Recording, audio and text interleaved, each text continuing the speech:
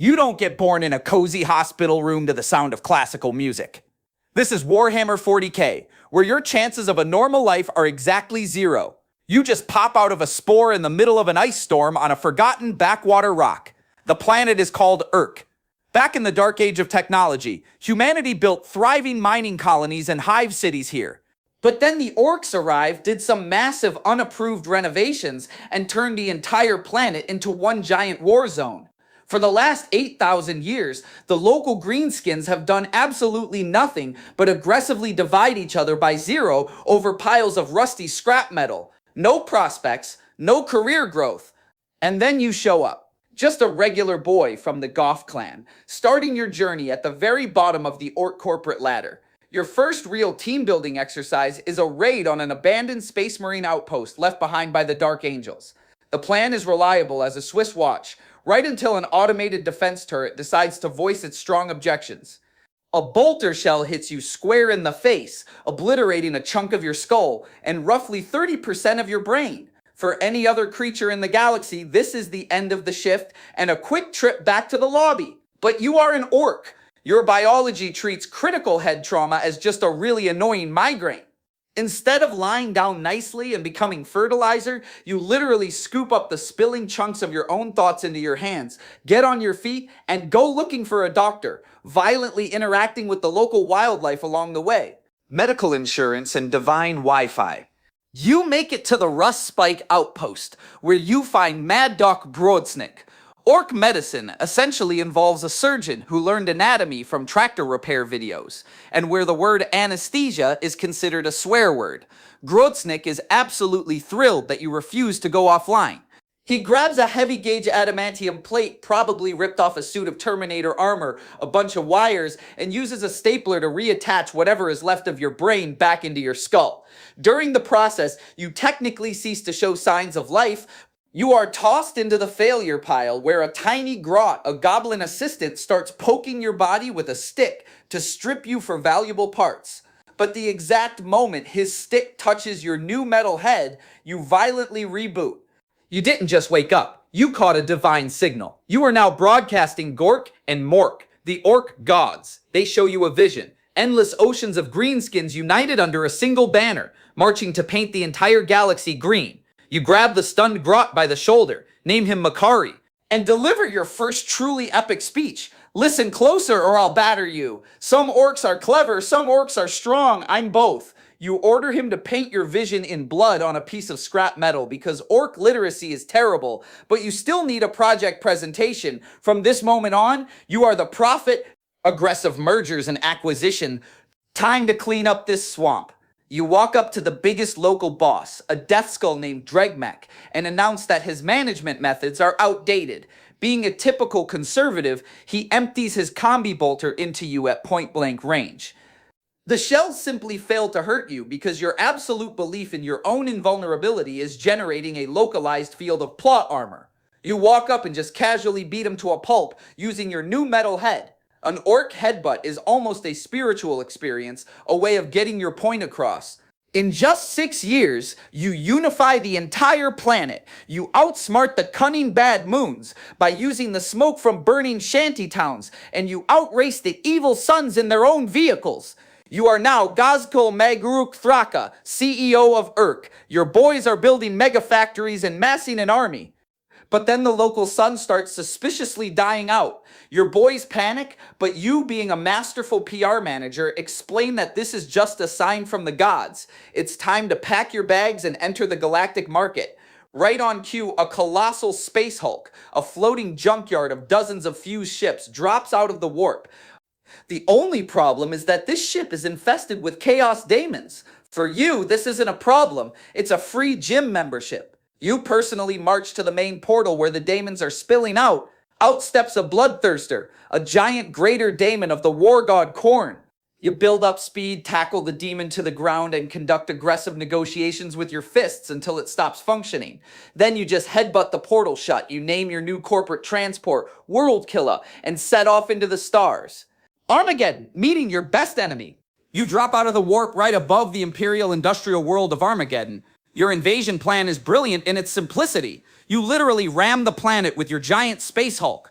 It is the most orc planetary landing in history. You crush Hive City after Hive City until you hit Hades' Hive, and there you meet him, Commissar Sebastian Yarrick.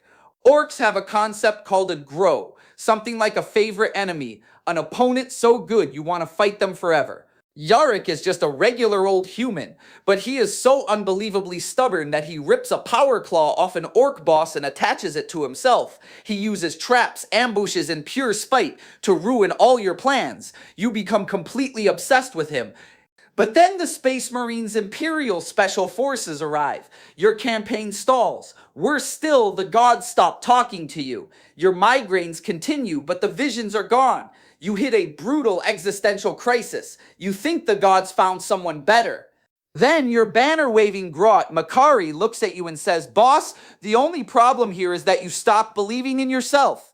You realize a true orc doesn't wait for hints from the gods. You thank Makari for the excellent advice and immediately squish him between your fingers because orcs don't take advice from grots. Your morale is fully restored. You pack up your campaign and leave. Rebranding and the Third War. For decades, you prepare a new, even more massive WOG. You even capture Yarrick, who had been hunting you across the galaxy.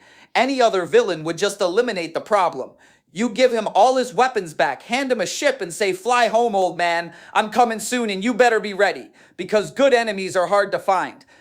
You return to Armageddon and launch the Third War, the largest conflict of the decade. You drop asteroids on them, teleport troops, and completely shatter their logistics. You prove to everyone that you are the greatest tactician. But at some point, standing on a mountain of defeated enemies, you realize a terrifying truth. Armageddon is just a sandbox. The gods didn't send you here to win, they sent you here to train. The galaxy is massive, and you're wasting time on one little rock. You leave the war to your deputies and fly off to the Octarius sector. There, orcs are locked in a brutal meat grinder with tyrannids, giant space bugs that eat everything alive. It is the absolute perfect place to level up. You personally step onto the field to go one-on-one with a Moloch, a giant armored worm the size of a building, and dismantle it with your bare hands just to show everyone who the real apex predator is. Restructuring via decapitation, you've become the most dangerous entity in the galaxy. But the Warhammer 40k universe hates it when you relax. On the planet Krongar, you are tracked down by Ragnar Blackmane, a total badass from the Space Wolves. You clash in an epic duel. Ragnar is fast, he dodges your massive swings, and ultimately buries his chainsword right into your neck. Your head decides it no longer wants to be associated with your body and falls to the floor. For any normal creature, losing your head is a great reason to cancel all your weekend plans. But you are Ghazghkull. While your mind is flying through the Great Green the Orc afterlife warp, the gods Gork and Mork tell you, "Hey, we're not done yet, go back." In the real world, Doc Grotznik and Makari, whom you constantly flatline, but every time you just point at a new Grot and declare him Makari, he miraculously inherits all the memories of the old one. Through the sheer power of orc belief, pull off the most unprecedented medical startup in history. Grotznik takes your severed head and sews it onto a giant custom-built cybernetic body, the size of a heavy walking tank. They hook up generators, blast you with warp lightning, and you are back in business. Ragnarok, the final goal. Now you are bigger and meaner than ever. You dwarf even the Primarchs, the demigods of humanity. Your new claw can snap a fully armored space marine in half, and your gun generates so much firepower that enemies simply vaporize into red mist. Doc Grotznik finally understands how your power works. You are no longer just an orc. Your constant pain, your madness, it's a mechanism that breaks standard orc logic. You have become a physical vessel, a giant bucket through which the pure psychic energy of Gork and Mork pours into the material universe. If you ever start losing a fight, the gods will just dump more energy into you and live patch you right in the middle of the brawl. You are the orc equivalent of an imperial saint or a daemon primarch. The gods have shown you your true purpose. You saw the Krorks, the ancient, perfect, godlike ancestors of the orcs, shining like green stars. When the gods looked away, these giants devolved into the modern orcs. Your job is to fix that. You must unite the entire greenskin race and force them to fight so fiercely that they evolve back into Krorks.